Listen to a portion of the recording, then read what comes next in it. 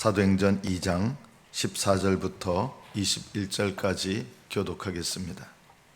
사도행전 2장 14절부터 21절, 14절부터 교독합니다. 베드로가 11사도와 함께 서서 소리를 높여 이르되 유대인들과 예루살렘에 사는 모든 사람들아, 이 일을 너희로 알게 할 것이니 내 말에 귀를 기울이라.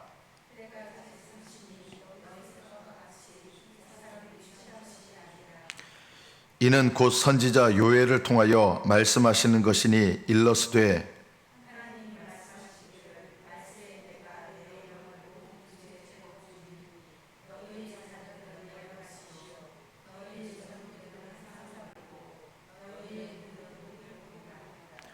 그때 내가 내 영을 내 남종과 여종들에게 부어주리니 그들이 예언할 것이요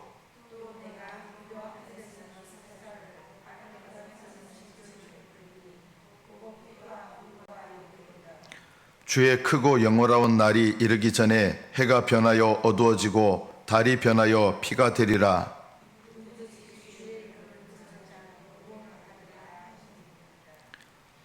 여기까지 받들어 읽겠습니다.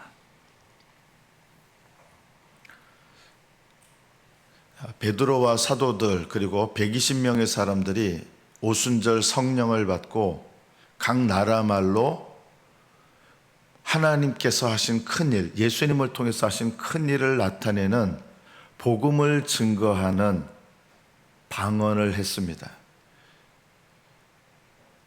여러분, 120명의 사람들이 각 나라의 말로, 그 여러 나라에서 사람들이 왔는데 그 온 사람들, 여러 나라에서 그 나라 말들 있잖아요. 그 나라 말로 복음을 전하니까, 예를 들어 볼게요. 120명의 사람들이, 어떤 사람들은 영어로 얘기하고 어떤 사람은 중국어로 복음을 전하고 어떤 사람은 일본어로 전하고, 그게 신기하고 놀라운 일이면서도 이제 어떻게 들렸겠습니까? 막 여러 나라 말로 동시에 막 큰 소리가 섞여가지고 이제 복음이 증거되는 거예요. 자, 이 모습을 보고 세계 각처에서 하나님을 예배하러 왔던 유대인들이 뭐라고 얘기를 했냐, 이런 결론을 내린 거예요.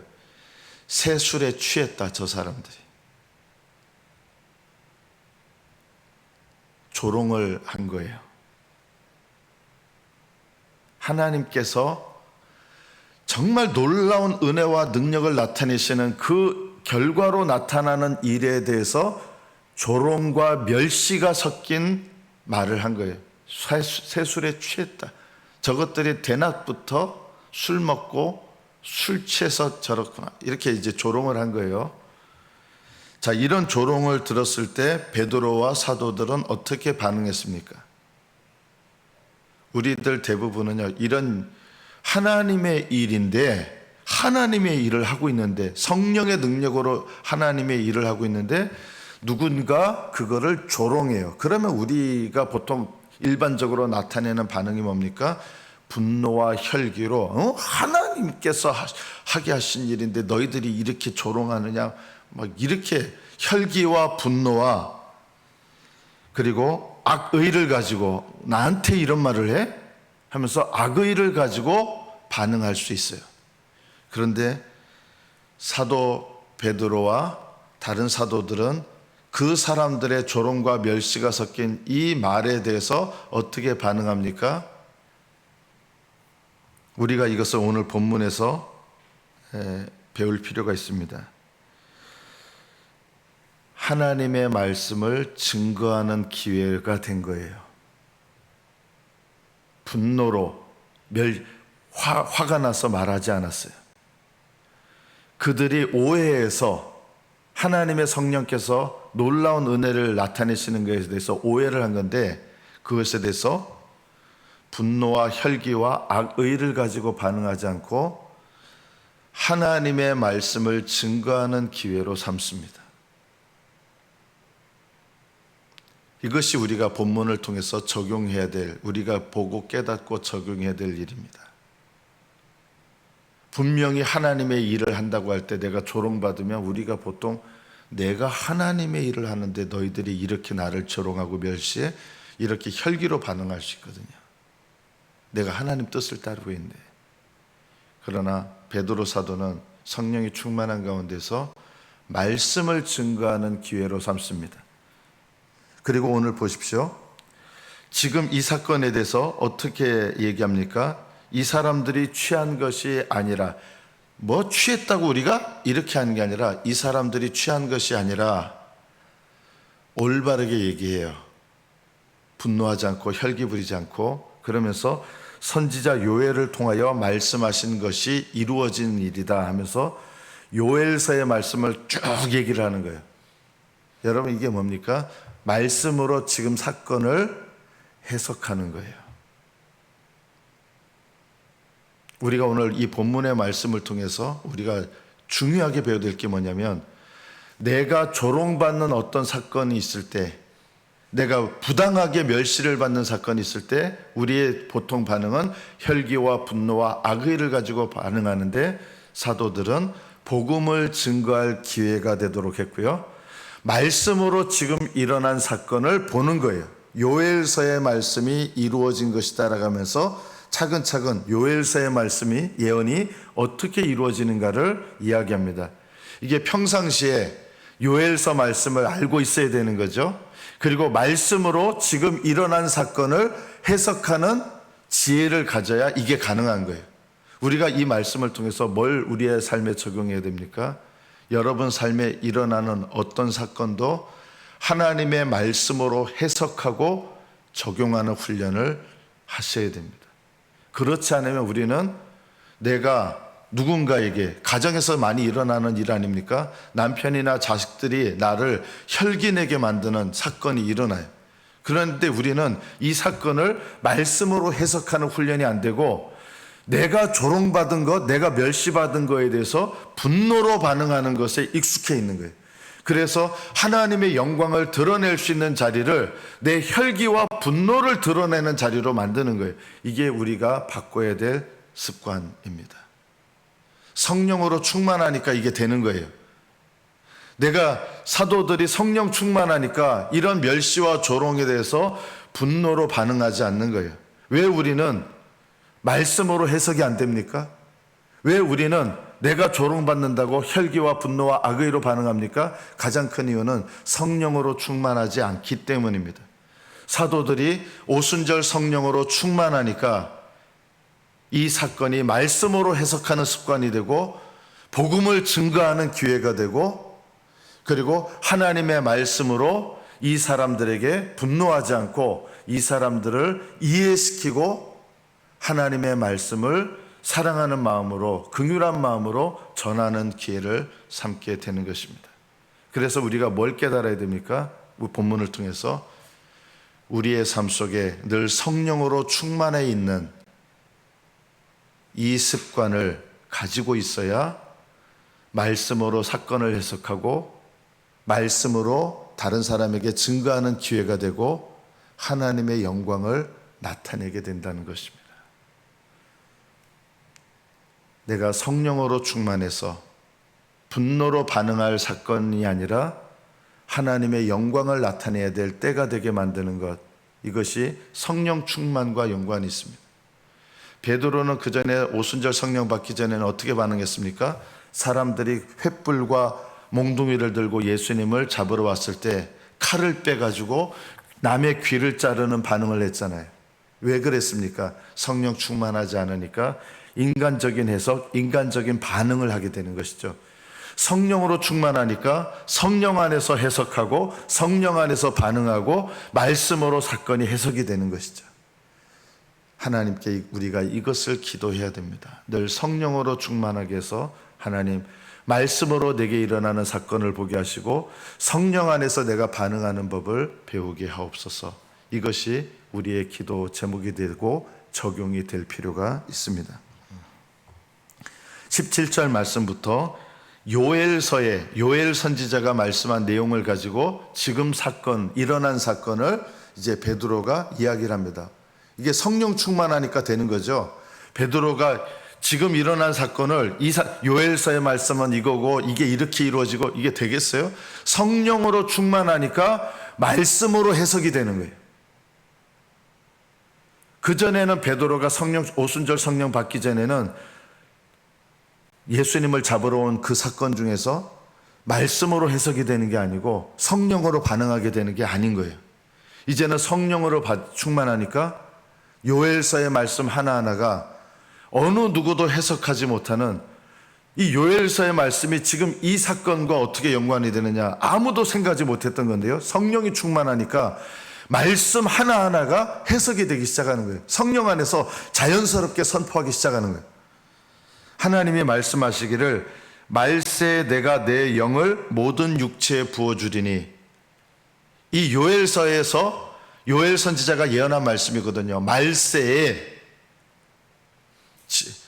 오순절 성령 강림한 사건이, 이때가 무슨 사건이라는 거예요? 성령님께서 이 땅에 오신 사건이 뭐라는 뜻입니까? 말세입니다. 말세가 시작된 겁니다. 성령께서 이런 놀라운 말씀의 해석을 어부였던 베드로가 성령 충만하니까 어느 학자도, 어느 가장 위대한 성경 많이 아는 사람도 해석할 수 없었던 놀라운 말씀을 하는, 성령이 임한 이 사건이 지금 이 시점이 뭐라는 거예요? 말세예요. 요엘서의 말씀이 이루어진 거예요. 말세예요. 여러분, 요즘 젊은 사람들이 뭐 이렇게 막 희한한 짓 하고 하면 어른들이 혀를 끌끌 차면서 자주 하는 얘기가 있잖아요. 뭐라고 얘기합니까? 아유, 말세다, 말세야. 이런 거는요, 불신앙적인 말입니다. 정말 말세를 아는 사람들은 하나님을 향해서 어떤 마음을 품는지 아십니까? 상황을 보면서 하나님을 향하여 경건한 마음을 품고요. 정말 말세를 아는 사람들은 남을 비난하는 게 아니에요.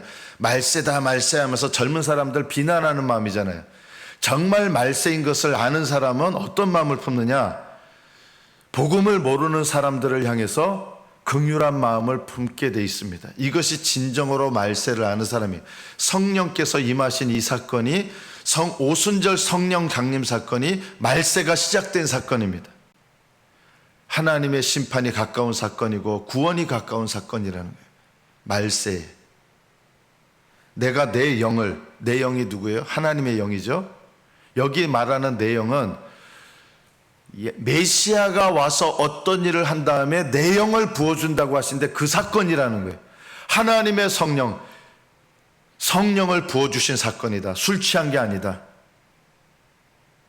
올바르게 얘기해 주는 거예요. 내 영을 모든 육체에게 부어주리니. 모든 육체는 어떤 육체를 말합니까? 모든 사람에게 성령을 다 부어주신다는 뜻입니까? 아닙니다. 여기 모든 육체라는 말은 예수님을 믿는 사람은 어느 누구든지 상관없이, 베드로는 이 말을 하면서도 사실은 자기가 이 말씀의 뜻을 이 당시에도 사실은 다는 몰랐어요. 모든 육체라는 말은 유대인이나 이방인이나 상관없이 하나님께서 예수님을 믿는 모든 사람, 예수님을 믿는 모든 자에게 성령을 부어주신다는 거예요. 베드로는 이 말씀을 여기서 전했지만 아직 모르는 게 있었어요. 나중에 고넬료라고 하는 사람에게 베드로가 복음을 전하는데, 고넬료가 자기들이 받았던 것과 똑같은 방식으로 성령이 임하면서, 뭐 불꽃이 임하지는 않았어요. 불꽃 모양으로 임한 건 아니라 성령이 임하면서 방언을 말하기 시작합니다. 베드로가 놀랐어요. 왜 놀랐느냐? 성령을 부어주시는 사건이 유대인들에게만 부어주시는 게 아니라 이방인들에게도 하나님께서 하나님의 성령을 부어주시는구나. 본인이 말씀을 전하고 성령이 임하는 사건을 보면서 놀란 거예요. 베드로는 모든 육체에 내 영을 부어준다, 이 말씀은 아직 다 본인도 몰랐던 거예요. 모든 육체라는 말은 예수님을 믿는 사람이면 누구든지, 유대인이나 이방인이나 상관없이, 큰 죄인이냐 작은 죄인이냐 상관없이, 어떤 죄인도 예수님을 믿으면 성령을 부어주십니다. 어떤 죄인도. 모든 사람이 다 성령 받는다는 뜻이 아니라 어떤 죄인도, 어떤 사람도 신분에 상관없이 예수님을 믿으면 성령을 받는다는 것입니다. 그 사건이 일어난 것이다라는 것입니다. 너희 자녀들은 예언할 것이요. 자녀들이 어떻게 예언합니까? 이 말씀을 오해하시는 분들이 참 많아요. 예전에 이상한 종말론, 잘못된 종말론이 일어날 때 열풍이 불었잖아요. 그때 저도 그때 잘 알거든요. 책을 다 읽었거든요. 저도 몇 번이고 읽었거든요. 숭인동 아이라고 하는 어떤 초등학교 애가 예언하는 것을 전파하는 거예요. 목사님이에요. 그 당시에 감리교 목사였어요. 그러면서 아이가 예언한다. 여러분, 이거 조심해야 됩니다. 요즘에도 아이들이 예언하는 애들이 있어요. 조심해야 됩니다. 왜냐하면요, 분별력이 없어요. 애들이요. 분별력이 없는 애들한테 하나님께서 말씀을 선포하게 하시고 예언하게 하시고 그런 말씀이 아니에요. 하나님은 그게 마귀로부터 온 말인지 성령님으로부터 온 말인지 어떻게 분별해요? 그래서 그 당시 그 목사님이 아이들이 예언할 것이요, 이 말씀이 성취된 거라는 거예요. 1992년도 그 막 열풍 불 때. 그게 굉장히 잘못된 해석이죠. 아이들이 예언한다는 게 무슨 뜻입니까? 애들이 하나님의 예언의 말씀을 선포한다는 거예요. 그게 아니에요. 왜 애들이 예언합니까? 애들이 예수님을 믿으면 그 애들이 예수님을 믿는 믿음으로 성령을 받잖아요. 애들도요. 어린아이들도 성령을 받아요. 어린아이들이 성령을 받은 그 사건이 뭘 말하는 거예요? 이게 예언이에요. 그 자체가 예언이에요. 성령을 받은 사건은 믿지 않는 자에게는 하나님의 심판이 이르렀다는 뜻이고 믿는 자에게는 하나님의 구원이 이르렀다는 뜻이고 또 하나 뭐냐? 하나님의 영원한 심판이 가까웠다고 하는 예언이에요. 예수 그리스도를 어린아이라도 믿을 수 있어요. 그 어린아이라도 예수님을 믿으면 성령을 받고 영생을 받고 이 자체가 뭐예요? 이것이 하나님의 심판과 구원이 이르렀다고 하는 예언을 선포하는 사건이 된다는 거예요. 이런 뜻에서 아이들이 예언하는 거예요.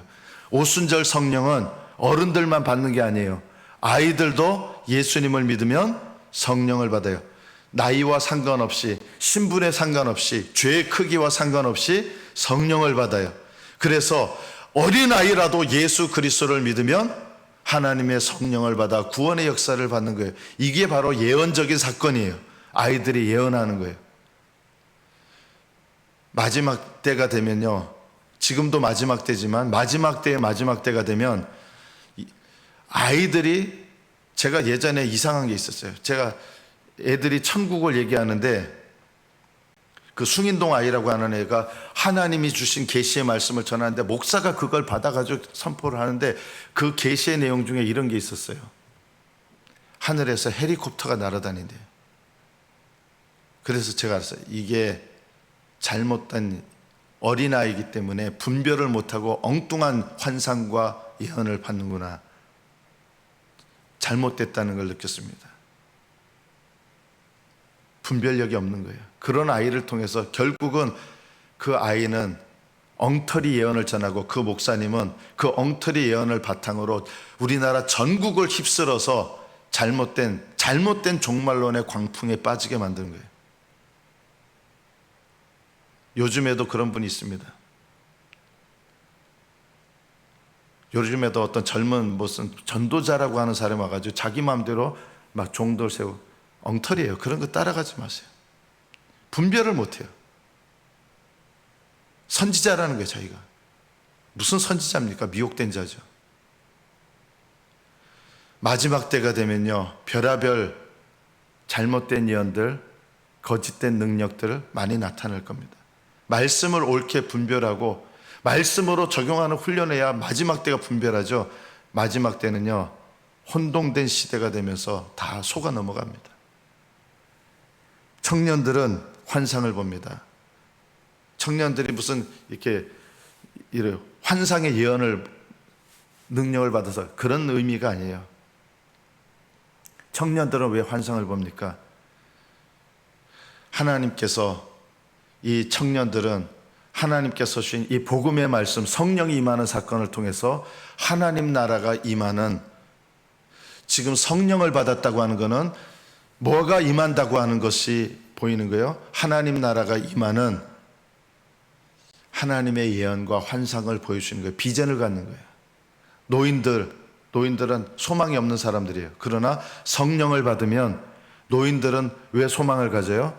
영생이 주어지니까. 나는 죽을 날만 기다린다 이러던 노인들이 예수 그리스도 안에서 영생을 얻게 돼요. 뭘 가져요? 꿈을 가져요. 꿈이 없는 노인들이 꿈을 가져요. 젊은 사람들에게 필요한 게 뭐예요? 비전이잖아요. 젊은 사람들이 비전을 가져요. 노인들은 꿈이 없는 세대인데 나는 내 인생 저물고 아니라는 거예요.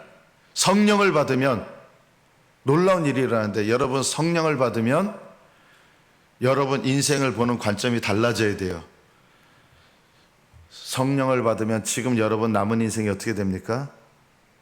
영생을 받잖아요. 영생을 받으면, 정말 여러분이 영생을 받은 게 믿어지면, 영생은 영원한 생명이잖아요. 내가 영원한 생명을 받은 것이 내가 믿어지면 지금 내 인생에 대해서 전혀 다른 관점을 갖게 돼요.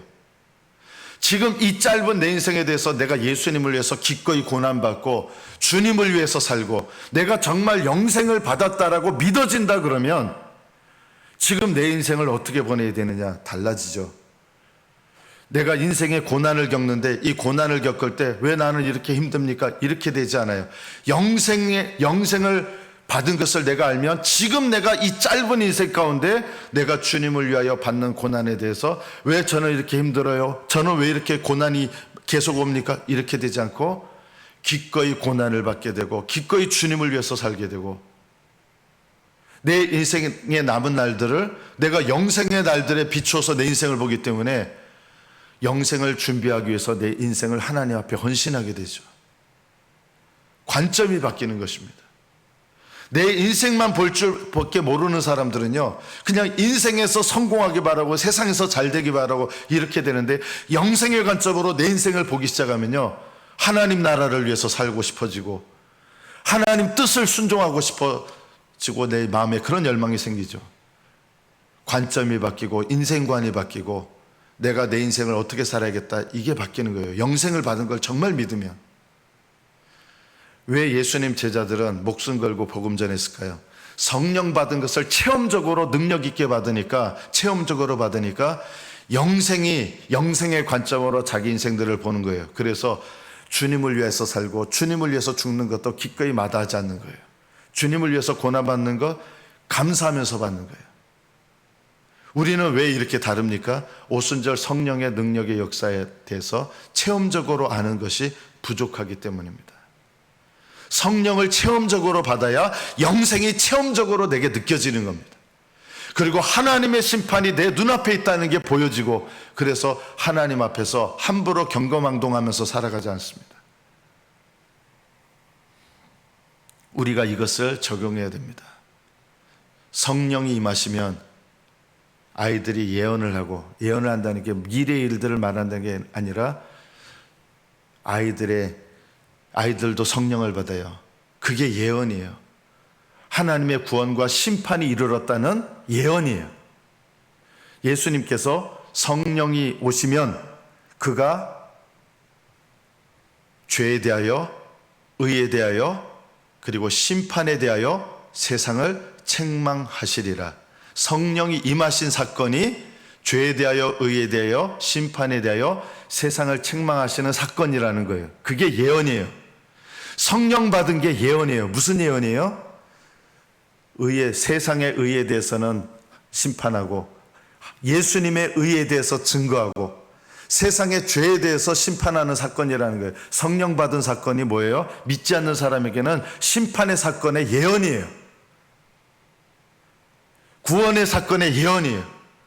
그리고 믿지 않는 사람들에게 성령이 임하신 사건은 영원한 형벌에 대한 예언이에요. 믿는 사람에게는 영원한 생명에 대한 예언이에요. 그래서 어린아이들이 예수님을 믿어 성령 받고 구원받았다는 사건은 예언인 거예요. 성령이 임하신 것을 나타내게 되는 것이죠. 여러분, 여러분의 삶 속에서 여러분의 삶이 예언이 되고 있습니까? 하나님의 구원과 심판이 임했다라고 하는 증거가 여러분을 통해서 나타나고 있습니까? 다른 사람들이 사도들을 봤을 때 저 사람들한테 무슨 일이 일어난 거지? 이상한 일이 일어나는데 다른 사람들이 주목하는 거예요. 그래서 사도 베드로는 그것을 통해서 하나님 말씀을 선포하는 거예요. 여러분이 성령으로 충만해서 살면 여러분 주변 사람들이 묻게 될 거예요. 비웃게 되는 게 아니라 너는 왜 그렇게 예수님을 믿니? 너는 도대체 뭐가 있길래 나하고 다른 것 같아? 너는 도대체 뭐가 있길래 나하고 다른 인생을 살지? 이렇게 궁금한 점이 일어나야 됩니다. 사도들은 가는 곳마다 사람들이 이 사람들 이상하다 이렇게 느낀 거예요. 여러분이 성령으로 충만하면 여러분 주변 사람들이 이상하다라고 왜 물을 거예요. 세상 사람들과 똑같을 수가 없어요. 우리가 마지막 19절 말씀부터 보면 위로 하늘에서는 기사를 아래로 땅에서는 징조를 베풀리니 곧 피와 불과 연기로다. 예수님이 십자가에 달리실 때 이스라엘 사람들도 알아요. 갑자기 3시간 동안 캄캄해졌어요. 단순히 일식작용이 아닌 것 같아요. 이거는 이스라엘 사람 모두가 알아요. 이상한 일이 일어난 거예요. 3시간 동안 캄캄해졌어요. 이것이 뭐예요? 요엘서 말씀이 이루어진 사건이라는 거예요. 해가 어두워지고 달은 피가 되리라. 이 요엘서 말씀이 이루어진 거다. 너희들도 알지 않느냐? 예수님, 너희들 얼마 전에 3시간 동안 캄캄해진 거 너희들도 알지 않느냐? 이것이 예수님이 십자가에 달리실 때 일어난 일인데 이것은 요엘서 말씀이 이루어진 거고 주의 크고 영화로운 날이 이르기 전에 이런 일이 일어날 거라고 했는데 주의 크고 영화로운 날이 뭐냐? 예수 그리스도를 믿음으로 말미암아 주님께서 죽으시고 부활하시고 승천하신 것도 크고 영화로운 날이고 믿는 자에게 성령을 부어주시는 것도 크고 영화로운 날이에요. 이 사건이 이루어졌다는 거예요. 이 요엘서의 말씀이 성취됐다는 것입니다. 그래서 이 요엘서의 말씀을 통해서 말씀을 전합니다. 이 말씀을 전하니까 나중에 본문에 나옵니다. 성령의 권능으로 말씀을 전하니까 이 말씀을 들은 사람들이 어떤 반응이 납니까? 예수님이 믿어졌고 자기들이 예수님을 죽인 게 깨달아졌어요. 그래서 형제들아 우리가 어찌할꼬? 그러자 베드로가 얘기합니다. 주 예수를 믿으라. 그리하면 하나님께서 너희들을 구원하시는 유쾌한 날이 하늘로부터 너에게 임할 것이다. 그날에 3,000명이 예수님을 믿고 세례받습니다. 이것이 성령의 능력으로 이루어지는 역사입니다. 말씀을 믿습니다. 성령님은 여러분을 거듭나게 하셔서 여러분 안에 계십니다. 그 성령의 역사도 오순절 때부터 시작된 거예요. 제자들은 거듭났지만 성령이 거하시는 역사는 오순절 때부터 시작됐습니다. 그러나 이제는 성령이 오신 다음부터는 예수님을 믿는 순간부터 거하십니다. 그러나 오늘날 수많은 그리스도인들이 아직 모르고 있는 것이 있습니다. 복음을 증거케 하시기 위해서 내 위에 임하셔서 능력으로 역사하시는 성령의 역사를 우리가 사모하셔야 됩니다. 내 안에 계시는 성령으로 충만하면 열매를 맺게 되고 내 위에 거하시는 성령으로 충만하게 되면 능력으로 충만해집니다. 이 두 종류의 성령 충만을 우리는 사모해야 됩니다. 내 속에 거하시는 성령으로 충만하면 예수님을 닮게 하시고 거룩하게 하시고 내 위에 임하시는 성령으로 충만하면 복음을 증거하는 능력이 나타나게 됩니다. 우리는 이 두 가지 종류의 성령 충만을 사모하시고 이 성령 충만으로 충만할 때 내 삶을 통해서 예언이 나타나고 환상이 나타나고 하나님께서 우리를 통해서 역사하시는 꿈과 비전을 나타내는 역사들이 일어나고 나를 통해서 수많은 영혼들이 구원받는 역사도 일어나게 될 것입니다. 여러분 인생의 목적은 하나님을 위해서 사는 것이고 또한 여러분 인생의 목적은 하나님 나라를 위하여 헌신하여 사는 것입니다. 여러분 인생의 목적대로 여러분의 인생을 헌신하시고 내게 영생이 주어진 것을 진정으로 체험적으로 성령 안에서 믿으면 내 인생을 하나님 나라와 의를 위하여 드리게 될 것입니다. 여러분 인생의 목적대로 여러분의 인생을 사시는 복된 믿음 되시기를 예수님의 이름으로 축복합니다. 기도하겠습니다.